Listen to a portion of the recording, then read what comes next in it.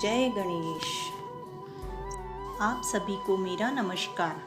आइए आज मैं आपको बृहस्पतिवार के व्रत करने की विधि बताऊंगी और फिर उसकी कथा सुनाऊंगी। बृहस्पतिवार के दिन केले के पेड़ की पूजा करनी चाहिए। पीले रंग के वस्त्र पहने, भोजन में भी पीली चीज जैसे चने की दाल से बना भोजन ही लें। आइए अब आपको इसकी कथा सुनाती हूँ। एक गांव में एक ग्वाला रहा करता था। वह रोजाना गायों को चराने वन में जाया करता था। घर में उसकी बूढ़ी माँ ही थी। ग्वाले की माँ हर बृहस्पतिवार को बृहस्पति देवता का व्रत किया करती थी। ग्वाला और उसकी माँ बड़ी मुश्किल से अपना गुजारा किया करते थे।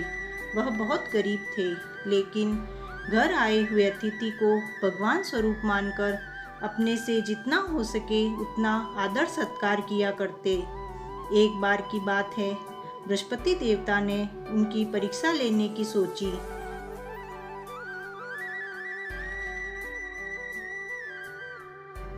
जब ग्वाला गायों को लेकर चराने जा रहा था, तब बृहस्पति देवता साधु का रूप बनाकर उस ग्वाले के पास आए और उससे कहा कि बेटा, मैं तुम्हारी गायें चरा दूंगा, लेकिन क्या तुम उसके बदले मुझे नदी पर ले जाकर नहला दोगे और मेरे कपड़े भी धोकर ला दोगे? तब ग्वाले ने कहा कि आप चिंता ना करें, आपको गायें चराने की जरूरत नहीं, क्योंकि मैं आपको नदी पर ले जाकर नहला भी दूंगा और आपके कपड़े भी धो दूंगा। तब साधु महाराज बोले कि लेकिन बेटा, मेरा एक नियम है, जो मुझे नहलाता है मैं उसी के घर भोजन करता हूँ। तब लड़के ने कहा ठीक है, आप मेरे घर पर ही भोजन कीजिएगा।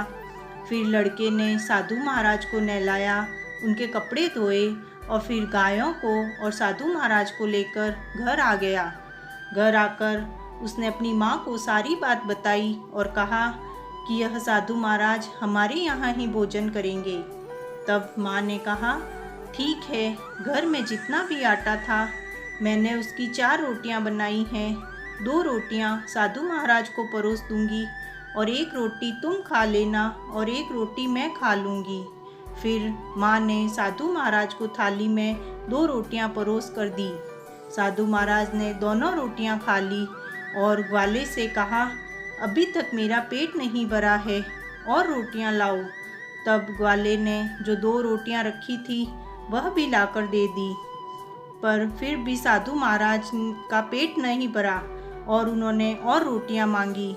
तब ग्वाले की माँ हाथ जोड़कर मन ही मन बृहस्पति देवता को याद करने लगी और बोली, हे बृहस्पति देवता, हमारी लाज रखो। फिर उसने थोड़े से चावल पड़े थे, वह पकाकर साधु महाराज को परोस दिए।